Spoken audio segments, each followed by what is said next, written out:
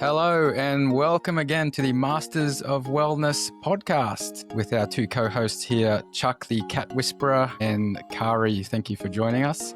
Today's guest is not just a professor or a doctor, he's a self-proclaimed wellness wizard, a poetic professor and the only person we know who can make detoxing sound like an adventure. He's published over 100 scientific papers, holds multiple PhDs, and if you've ever wondered what happens when you blend ancient healing with future technology, he is living proof. Get ready for a wild ride. Welcome to the show, Dr. Marc. Welcome to the Masters of Wellness podcast, your ultimate path to holistic health, wellness, and success. Discover the powerful fusion of Eastern wisdom and Western science, designed to balance your mind, body, and spirit. Our channel brings you holistic wellness practices, effective strategies to boost productivity, and insights on stress reduction and active aging. Join our global community and transform your life with holistic wellness. Cheers to a healthier, happier you. Thank you, Edward. So, Marc, before we kick off and get mystical, what's like one of the weirdest things that you've ever done as an extreme wellness experiment? Wow, what a question. I think it's probably about 30 years ago, I tasked myself with to try and maintain the mindset of what I call Pro-Noia. And Pro-Noia is the opposite of paranoia. It's when you think the whole world is plotting to make you happy and that there's nothing you can do about it. So I sort of instilled myself with that, and for the last 35 years, I've been living with Pro-Noia. That is awesome. And Marc, if we sort of rewind the clock a little bit, like let's go back to the beginning. Where did you grow up? You're an Aussie, I can tell by the accent. Tell us about where you grew up and how you got into this particular field.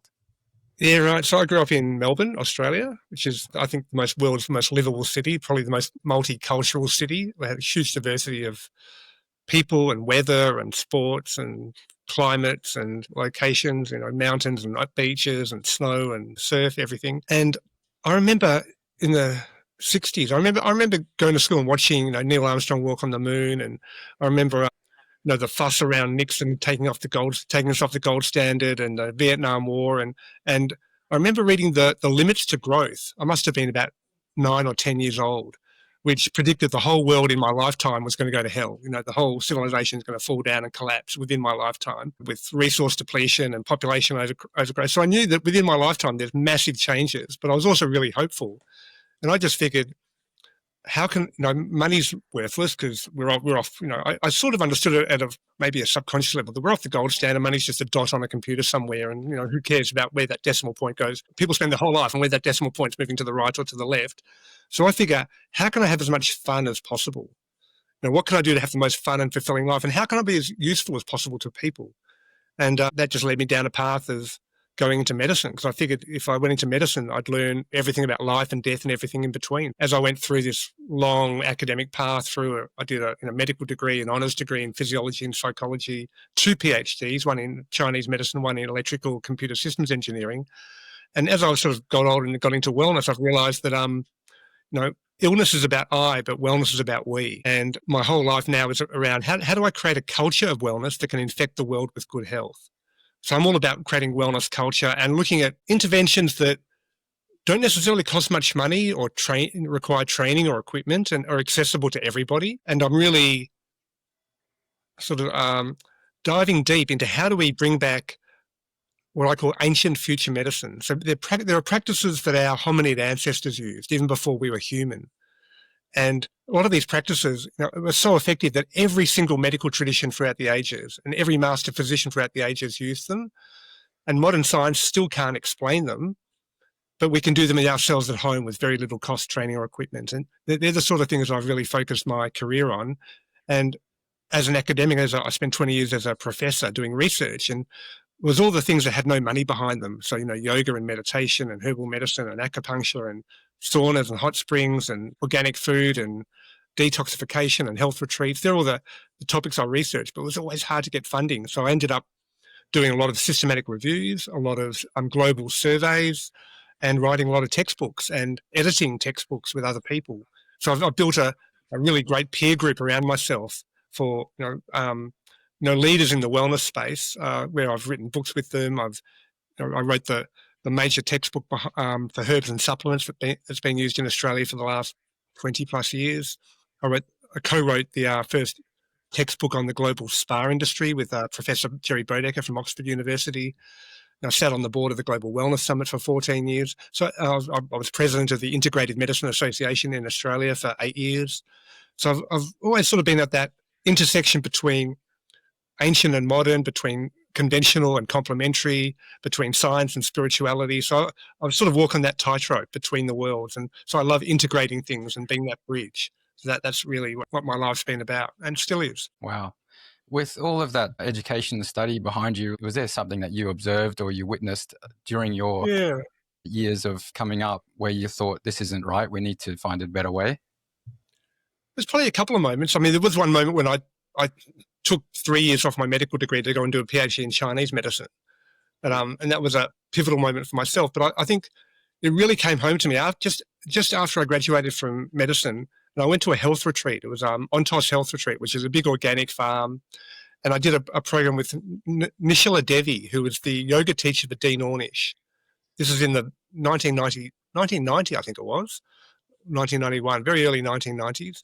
And I discovered the Dean Ornish program. And he'd just proven that you can reverse heart disease and unblock a previously blocked coronary artery with relaxation, exercise, eating good food, and sharing your feelings. So I learned about that, and then I went back to doing hospital work and realised that in the Western medical world, to treat heart disease, we'd knock you out unconscious with anaesthetic. We'd strip a vein from your leg, and we'd put that vein from your leg across a blocked artery in your chest, opening up your chest, and we'd have to repeat that every 10 years because the vein would block up. And we'd charge, $40,000, $50,000 for that with a coronary artery bypass graft surgery. And you could actually do a better job for $400 if you just relax, exercise, eat good food, and share your feelings. And I came back from that health retreat thinking there's something wrong here. And then I realized, if you do heart surgery, you get $40,000. If you do health and wellness integrate, lifestyle, you get $400. And then I actually discovered the spa industry and realized there's a whole industry based on relaxation, exercise, eating good food, sharing feelings, and really fun activities. And that sort of turned me around. But that was sort of a moment when I realised that we've gone wrong in Western medicine. It's about high-tech interventions. It cost a lot of money. They're very exclusive to only certain people, and they don't even fix the problem. They just sort of patch it. So, for me, that was the early 1990s, which is, a long time ago now. And you're also recognised as a professional poet. How does poetry fit into your approach to health and science? Well, I've always, when I was in medical school, I always loved using alliteration and putting concepts into very few words. So making information condensed. And, I've just kept at that practice. So I've got a whole series of poems now where I've just condensed a lot of information into keywords. So, for example, I wrote The Recipe for Wellness. So some of my poems are 30 seconds, some are, a minute, 5 minutes, 10 minutes. So The Recipe for Wellness is simple. It's bathe in beautiful water, prepare delicious food, make the most of every breath, dance through every mood, tend the soil beneath your feet, embrace sunshine from above, share your gifts with all the world, and fill your life with love. So it's honest. I loved it. Yeah, thank you. And I've got other little poems. I think everyone should know. So we don't really have the operating. We don't get a manual with our body. About 6 or 7 years ago, I was training people to go into ice baths and saunas. I do a lot of contrast bathing, and because I've got a lot of yoga friends and gurus, I was thinking of all the things you can do with your body that will put you into parasympathetic mode. So that would take you away from fight and flight mode. Because when you go into an ice bath, you start to hyperventilate and you go into fight and flight mode. And I came up with another poem, which is the 10 hacks to relax. And it's, again, super simple. It's just touch all your fingers, wiggle your toes, soften your stomach, breathe through your nose, sigh, smile, swallow, sing, flutter your eyelids and focus within. So that's emotional first aid. Good. You can do those activities anytime you're scared, upset, anxious, or in pain. You can do those activities and it'll convince your body that you're calm and in control. And it's really about getting control over the breath. You're relaxing your stomach, breathing through your nose, sighing, singing. So you're calming your breath and doing fine finger movements, toe movements, and eye movements, which you don't do when you're running away from a tiger in a battle. That's when you do when you're safe in the cave and you're recovering. And I actually challenged myself to write a poem that would incorporate Eastern cosmology, Western physics, thermodynamics, evolution, human physiology, autonomic nervous system, mindfulness, all together in a poem that was accessible to 4-year-olds. And that poem took me about 30 years, more than 30 years to write. And then I worked with an illustrator to illustrate it and turned it into a book. And it's that book there, Bing and Bang Begin. So it's my challenge was to make that accessible to 4-year-olds and to have it feel good in your mouth, as you said. It's sort of like a Dr. Seuss. So it's a Dr. Seuss poem that has all these universal truths in it that talk about, nothing, everything, something, anything, and thinking, and talks about space, time, energy, matter, and information, and yin and yang, and how yin and yang and polarity in the Tao, and all of these things in a really accessible story. So that was my first poem I wrote. It was the longest one I ever wrote in terms of time. But then, since then I just keep on condensing information, and I think at least when I try to condense a lot of information with very few words, it ends up as poetry. So it's been fun. Wow. That's great. Well, you said something really interesting to me earlier, and I was wondering if I heard you right. You said that you had 2 PhDs. Did you say you had one in TCM and one in electrical engineering? Correct. Well, my mind immediately thought, that's a wonderful marriage. Yeah. TCM is all about moving energy Correct. through right? So can you speak to that? How did that help you? Or how So did I had this convoluted path where I started studying Western medicine. I took a year off and did an honours degree in physiology and psychology, studying pain. And at the time, it was in the mid-1980s. I wanted to study pleasure, and they said, pleasure is frivolous. You're not allowed to study pleasure, but study pain. This was before positive psychology was a discipline. So I did an honours degree on pain and kept on coming across acupuncture analgesia and how it was reversed by naloxone, and looking at Chinese medicine as a prevention, and seeing Chinese martial artists who are in their 80s better than someone in their 20s, and how they can improve with age, and how Chinese medicine would be preventative. So I wanted to learn that. So I went and did a PhD in Chinese medicine, went back and finished my medical degree. And my PhD in Chinese medicine was trying to integrate Chinese cosmology and Chinese concepts, because it's all yin and yang and the Tao and the 5 elements, which you can't translate that into Western science. So I tried to do that using information theory. And then I got involved with academia. I remember I was sitting next to I was going to a grant writing workshop with an electrical engineer from Yugoslavia. And I was at that time trying to teach acupuncture to medical students and trying to get a grant for doing that. And she looked at my grant and I looked at hers, and she said, look, you're interested in acupuncture? Yeah, I said, yeah. And she was an electrical engineer. She said, I'm interested in that too, looking at electrical pathways in the body. And she said, come and do a PhD with me. I said, I've already got one. She said, come and do another one. So I said, okay. Because I was interested in looking at the body as a communication network and how information flows through the body. Because it flows through the physical structure of your body. It flows through the hormones and the lymphatics. It flows through the digital system of nerve conduction. So there's multiple ways information flows through the body. Wow. Yeah. And Dr. Marc, in your books, you talk about taming toxic load. Do you want to just explain that phrase in a little bit more detail? What does that mean? Well, we all have this toxic load, and it's not just chemical toxicity. There's a whole bunch of chemicals which are both persistent organic pollutants, like the PFAS and the fire retardants and things. There's radiation, radioactivity. There's heavy metals. There's all the different pharmaceuticals and microplastics and nanoparticles. But then there's also toxic habits. There's toxic thoughts. There's toxic relationships. There's toxic debt.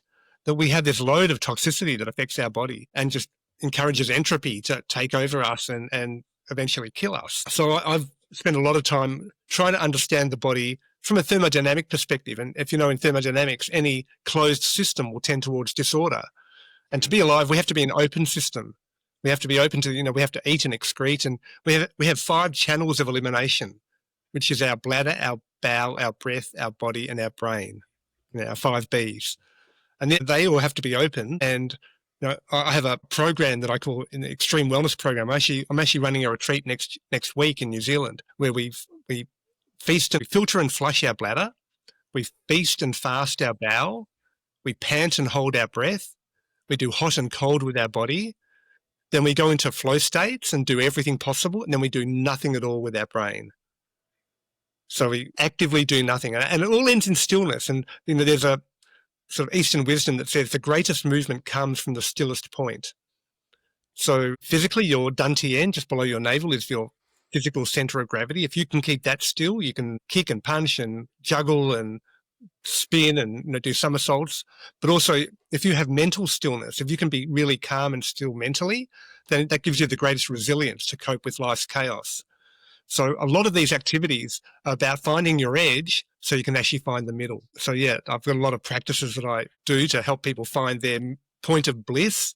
But to find that point of bliss, just like in a yoga class, you get the shavasana at the end, but you go deeper into the shavasana at the end because you've done the exercise and you've stretched one way and stretched the other, you've exercised, and that helps you define where the middle is. So I've got a lot of activities that I use doing that. Dr. Marc, you spoke earlier about, you gave a reference about how some of the older Chinese folks tend to move better and faster than some of the 20-year-olds in other countries. Mm-hmm. What are they doing to get to their point where they can get stronger and healthier as they get older, which is typically the opposite for the rest of us? Well, generally, it's not about a thing that they're doing. It's the way they live. So it's a whole lifestyle approach, including like the mindset as well. So it's not just physical, it's a mental mindset. And very often they'll have ancestors or elders that they will respect and follow. And they'll have lifelong training. They're quite austere, they're not extravagant and wild parties and alcohol and things like that. They're quite focused with how they regulate their energies. Okay. And by cultivating that focus, you see the Shaolin monks, they'll throw a piece of rice through a glass window and do these amazing feats. They think, wow, how do people do that? But it's cultivating focus. I mean, the human mind is the most amazing thing in the universe.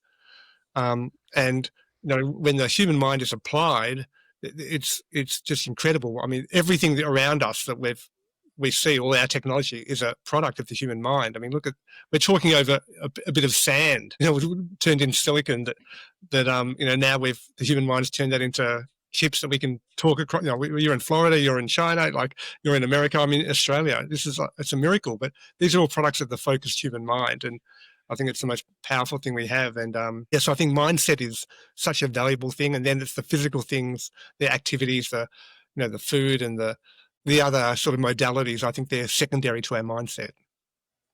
So how do you recommend people sharpen their minds so that they can break glass with rice? Well, I don't know that everyone wants to do that. I was actually talking to my son a couple of days ago, and he was just at a juggling festival in the Netherlands. And he was saying that, in this festival, it's like the biggest juggling festival in the world. And there are people around there that when you see them, that they've spent 30,000 hours doing this one skill. Mm-hmm. And it's some obscure skill, like it's crazy skills that people can have. But there's a knowing when you see someone else who's got a crazy skill, and that that they know that we've both spent 30,000 hours on this, cultivating this sort of skill set. I try and cultivate the skill set of understanding that the world is plotting to make me happy. And that there's nothing I can do about it. So just having that is, I think, really positive, because that gives you a mindset that whatever challenges life throws at you, it's for your benefit. And if you just look at it the right way, in fact, one of my books there behind you it's called The Beautiful Mare and the Boy Who Gave Thanks. It's a 2,500-year-old Chinese story, actually, about mindset. And you might have heard the story. It's the story about the man who lost his horse, and is it good or is it bad? And that's a very famous story. There's 2 TED Talks on that story. And I expanded it because in the story there's a boy who breaks his leg. But I actually expanded the story to have 2 lots of villages. And one says it's good you've got a horse because a horse makes you rich. The other selfish villagers say it's bad you've got a horse, you're richer than us. And the man says, I don't know if it's good or bad. And the boy says, I'm going to ride the horse, or the beautiful mare. And as you go through the story, the villagers change their opinion of what's good or bad based on external circumstances. The man is always equanimous. It just is. It's not good or bad. But the boy is always in action and changes himself. And whatever happens to him, he gives thanks for it. So when he's got the horse, he gives thanks for the horse. Later on, the horse runs away and he loses the thing he loves more than anything else in the world. But then he goes and plays with the other boys and realizes he loves playing with friends, and playing with the other boys. So he actually gives thanks that the horse ran away. And later on, the horse comes back with 6 wild stallions, and he rides the stallions and breaks his leg. And rather than, being sorry for himself, he goes, okay, I'll go and stay home and study with my father. And he starts studying with his father and realizes he loves learning. So he ends up giving thanks that he broke his legs. As you know, it's a story about mindset, and whatever happens to you, there's a way of being in the world that it's the best thing possible and you can be grateful for it, including cancer. I have patients who, I sort of coach them through their cancer to think of a future version of themselves that looks back and say, I thank you for that cancer because it's now put me back into my Qigong practice and it's started me on a healthy diet and lifestyle. And 30 years later now, I'm really healthy because I had that cancer. So, to think about it that way. So there is a way of being that no matter what challenge you've got, that it's for your benefit, but it's a mindset to have that. You're a poet. Can we put a word to that mindset? Pro-Noia. There we go. Perfect. And Dr. Marc, you have worked with Wim Hof, who we all know, the famous Iceman, the guy that swims in sub-zero temperatures and has a very incredible breathwork routine. What other practices or rituals do you sort of recommend when you're doing your retreats with your clients? What other things, as well as breathwork and cold plunging, do you recommend? So I've had sort of two separate careers, interests, I guess say. One is contrast bathing and hot springs and saunas, and I've done a lot of work with that. And the other is herbs and supplements and looking at ingestibles. And recently they've come together, and just by following my interest in things that I love, I ended up creating a company that makes probiotic tonics. So we make kombucha vinegar. Basically take kombucha and we ferment it all the way so there's no sugar or alcohol left. Then we soak herbs in it.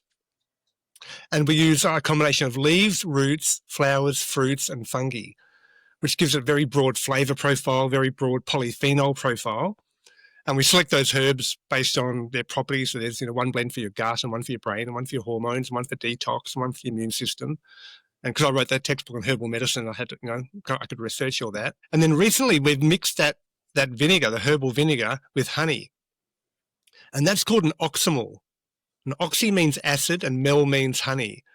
And then I've started combining oximals as the best hydration drink when I have a sauna. And I've been doing this for a while. And then when I was researching it, I realized that Hippocrates, his main prescription were oximals. And when he said, let food be thy medicine and medicine be thy food, he was talking about vinegar and honey as being both foods and medicines and preservatives and carriers for herbs. And there's a very famous physician, Avicenna, around 1000 AD, the height of the Persian Empire. And he's called the Prince of Physicians. And he wrote a textbook called The Canon of Medicine that was the leading textbook for 600 years. And in his book, he talks about synotherapy, which is combining oximals with contrast bathing. So when I came to myself just on curiosity and my twisted life path, thinking, wow, I've created this new thing. It's 1,000 years old. This has been done. This is ancient wisdom that I've just sort of channeled. And I call this ancient future medicine. For me, that's like this integration of herbs and looking at fermentation and microbial activity. Also with honey, I've just become, I'm recently, last couple of years, become a beekeeper. I've gone down the honey rabbit hole and understanding bees. And that's a whole other rabbit hole. And realizing that to make oximals and to do contrast bathing is something people can do at home by themselves. Doesn't require, to do contrast bathing, you can do that at home with a hot bath or hot shower, cold shower. And to, make kombucha and ignore it and let it go to vinegar, and then to add some herbs in it and add some honey to it. This is decentralized medicine that's available to everybody, and it's ancient and it's super potent. So, I end up combining all these different things. So I was doing these things separately for quite a while. For nearly 20 years, I had a life around herbal medicine and all the the textbooks I wrote and the research I was doing on herbs, and then the textbooks I wrote on the spa industry and contrast bathing, and they were separate. And now I found that they come together, and that this is at least 1,000, if not 2,500 years old. So yeah, it's wow, super accessible. Our brand is called Extremely Alive. So extremelyalive.com.au. So it's a joint venture between me and a friend of mine who's got a big kombucha brewery. And I ended up, talking to him and doing research on his kombucha. So we did these 2 published studies, and I saw how amazing it was. I said, let's go into business, but I wanted a product that was shelf stable because the kombucha needs to be refrigerated. So we ended up with this kombucha vinegar. Then we ended up adding the honey. And then I ended up linking that to my other world, which was contrast bathing. And then I realized this is 2,000 years old. And Avicenna, he calls it cinetherapy from 1,000 years ago. So yeah, what goes around comes around.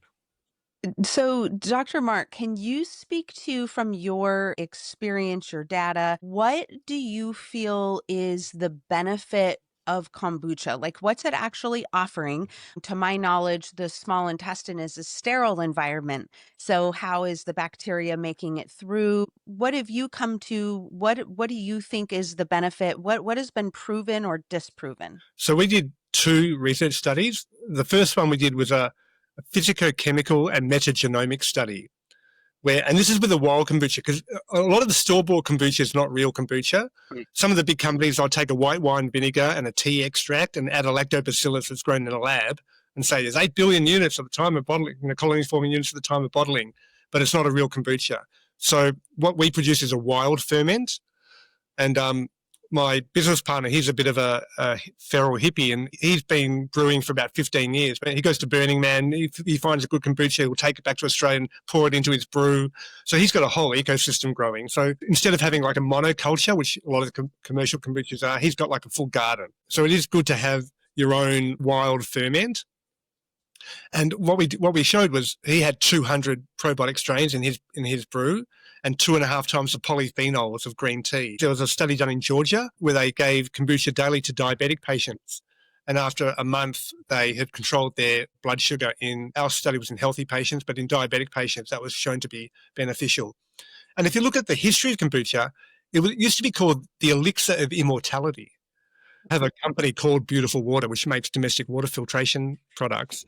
And when I talk about beautiful water, I'm talking about water that's not just filtered, it's also structured in terms of the exclusion zone structure. It's balanced in terms of pH and minerals. It's blessed with positive intention, and it's free flowing, and it's not a commodity that you buy. So bathing in beautiful water is something I'd want to do my whole life. And if you're bathing in it, that means you're drinking it and cooking with it and everything. So you have, people, especially women, they'll spend a fortune on moisturizers and hydration creams and different lotions and cleansers, where the best hydration, moisturizer, cleanser is beautiful water and not stripping away your natural oils. Scroll through TikTok and you've got so-called influencers giving their recommendations. Then we've got medical journals, we've got YouTube videos. Like, we are absolutely bombarded with information every day. How do you stay grounded and know what is right when you're surrounded by so much? That's a great question. I actively go out of my way to avoid mainstream media, news, politics, sport, anything like that. I just don't engage in it. I don't talk about it. I don't occupy my mind with it. But it's I was actually had this discussion with a patient of mine recently, because he's a young guy in his 40s with a couple of kids, and he's got stage 4 bowel cancer. And he used to do qigong, and he was and he's really educated, and he was into Chinese medicine, but he's going down this rabbit hole. What's the treatment? And I go to this clinic or that clinic, and this protocol and that protocol, and he was just getting himself overwhelmed into a tither. And I basically said to him, you're not going to avoid doing the research because you're intelligent and you want to know, but when you're doing the research on all these treatments and miracle cures, you're focusing on the disease, and the best that can happen is it will stop the disease. But what I suggested he does is spend at least as much time, if not twice as much time, that he spends on focusing on the disease, focusing on activities that he'd want to do for the rest of his life, whether he had the disease or not.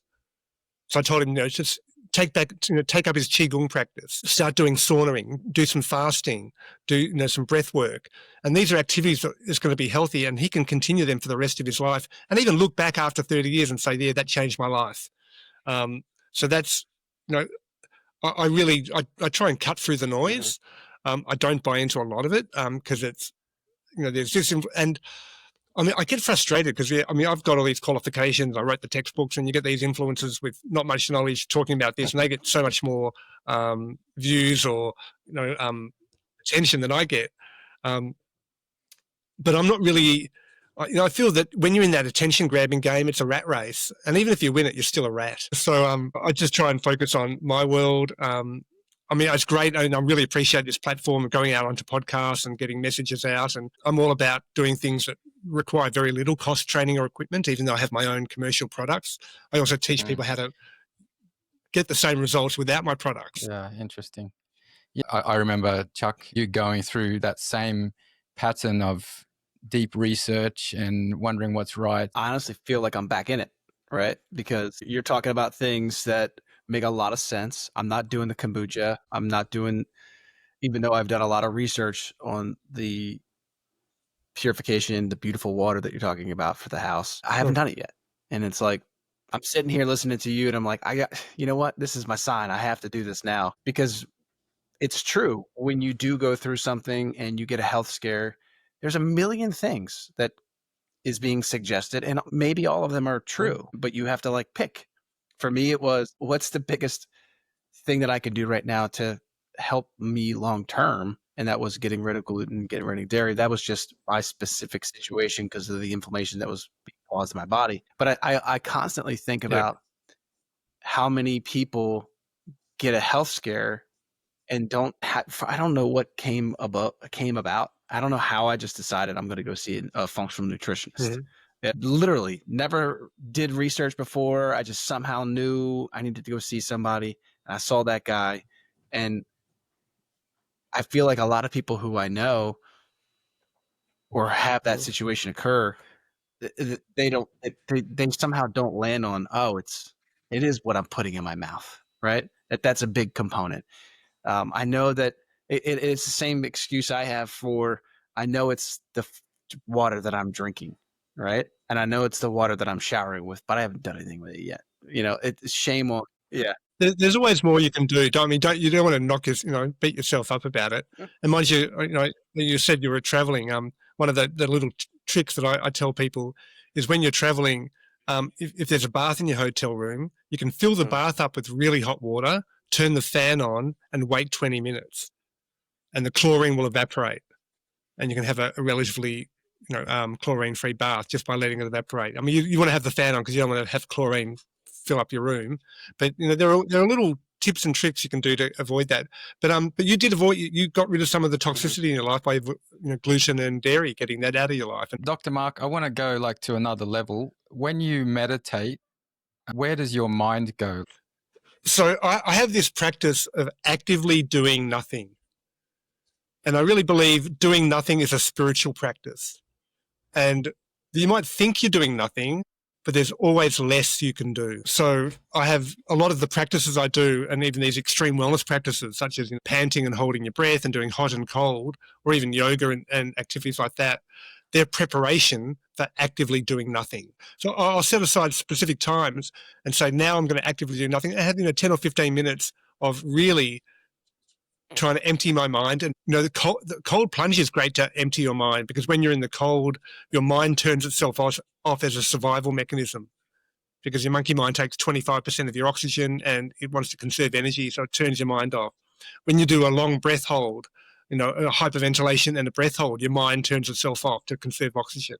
So then you don't have to turn it straight back on, and you actively do nothing. So I have these physical practices that lead me to the practice of doing nothing. So that's constant practice, and I teach that, and I'm running these retreats now where lying in hot water is one of my great meditation practices, and you can combine that with different plant medicines and things. I mean, I'm still a medical doctor. I do some medical cannabis prescribing, and I was one of the lecturers in a course on cannabis psychedelics. We're using cannabis for psychedelic therapy, but for me, it's the more nothing you can do, the better. So how can you prepare yourself to actively do nothing? And there's always less you can do. One of the questions at the beginning was about your study of ancient wisdom, or TCM. The Chinese people, they are really, really mindful of everything that they do. Like when they're considering different seasons or local produce and foods that they're preparing, they're always thinking about what this food is doing for me.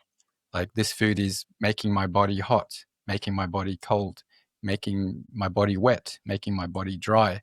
And every time we listen to the elders speaking about what we should and shouldn't be eating, they're always telling us, you shouldn't drink that, it's going to make you cold. Or you shouldn't eat that right now, it's the wrong season, it's going to make you hot. Like, they're always very, very mindful of that. And my fiance, almost every day, she makes these Chinese soups with heaps of herbs and things thrown in. They all taste amazing. They all feel amazing when you're drinking them. She's always experimenting and doing that. So I'm going to encourage her to keep it up. I was going to leave them with another poem, but it's 50 radical steps. And this one poem, there's 50 biohacks in 90 seconds. So I call this poem The Way to Wellness. And it's so the way to wellness is hold someone's hand, gaze into their eyes. Go barefoot in nature, bask in sunrise. Choose a dance partner and go find your groove. Do Tai Chi or yoga and mindfully move. Share a massage, enjoy healing touch. Focus on one thing and don't think too much. Make time for a hobby. Play chess, fly a kite. Make use of your hands, draw, paint, sew or write. Help someone in need. Donate to a cause. Play games. Meditate. Read stuff from bookstores. Turn off your screens and get a good sleep. Declutter, spark joy, and love what you keep. Dig around in a garden. Pick up a guitar. Slip into a bathtub, sauna or spa. Care for a pet? Take up a sport. Go on vacation and make your home a resort. Lie in a hammock, relieve pent-up stress. Relax and do nothing, and then do even less. Laugh out loud, share a joke, give someone a kiss. Chuck, are we going to do it together? Say a prayer, chant a mantra, and follow your bliss. Dr. Marc, it's been an absolute pleasure. I think we've got a lot more to discuss with you down the track. So let's arrange a second round podcast in the near future, okay? So we can go deeper on some other topics as well.